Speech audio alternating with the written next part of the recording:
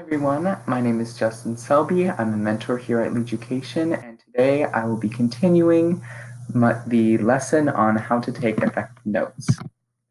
So as I mentioned last time, today we'll be talking about strategies for dealing with fast speakers, thinking critically about what is important in the lessons and symbols and abbreviations, and then we'll have another asynchronous practice video. So for fast speakers, I know this is a lot of text on the slide, but bear with me. Slow down the video if you're watching a video, if you need to and are able to. So this is something I mentioned last time. You might be writing or typing for long periods of time just to set your expectations. So like you might just be, literally like sentence after sentence or line after line because they're talking so fast. And that's all right, but just be prepared for that. Your handwriting is not going to be perfect by any means if you're writing by hand. And going hand in hand with the next bullet point, you may not have time to correct mistakes. So obviously if you get the content wrong, you're going to want to fix that. But if you can still understand what you're trying to say, like if you just misspell a word or you miss a letter or something, that's okay. Just keep going. Don't worry about it. I misspell words all the time because English is a tricky language. So don't stress too much about being perfect and just worry more about getting down the right information. A way to help keep up is to write only the bare bones of the sentences. So, let's take this bullet point, for example, write only bare bones of sentences. That's not really grammatically correct because you'd say like, you should write only the bare bones of the sentences that you see. But some of those words in there you don't need, and it's much quicker to just say write only bare bones of sentences. And you can still understand the main idea behind that point. Another expectation that you should have in mind is that there will be a larger delay in your writing and the speaker. That's okay. Just try and remember some key words in your brain that will allow you to remember, oh yeah, that's what they were saying. And just, even if you are only able to write down those key words, that's better. But if they're like really just chugging along in their speech, you might be a little bit behind, and honestly, you might miss some points, and that's okay. Just take a breath and keep going and get down as much as you can. And then this will go into our next slide, which is thinking critically about what you need to write down so that you only write down what's important.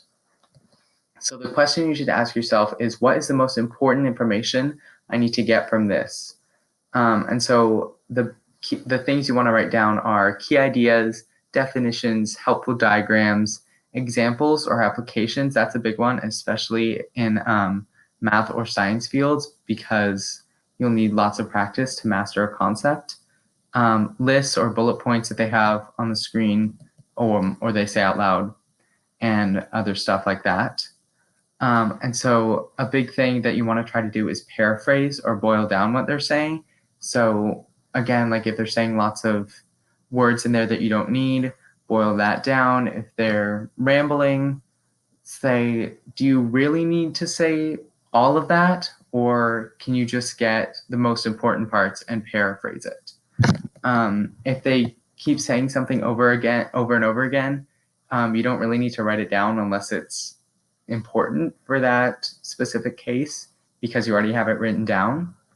And is the sentence a summary of what they're about to say? So this is a little confusing, but take the example, access to water varies in different countries in South America.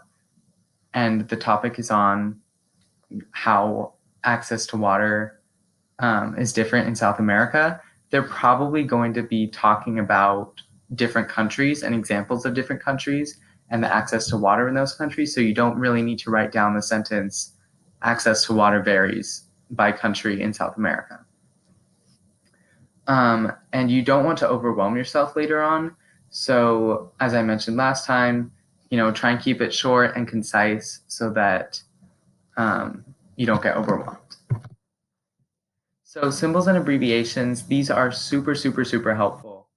It's a quick way to write a word or phrase.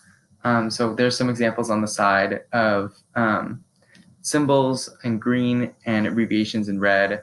So like for some of these, because I would do the B/C or just BC, I wouldn't do like 3 dots. But these all really depend on what you want to do.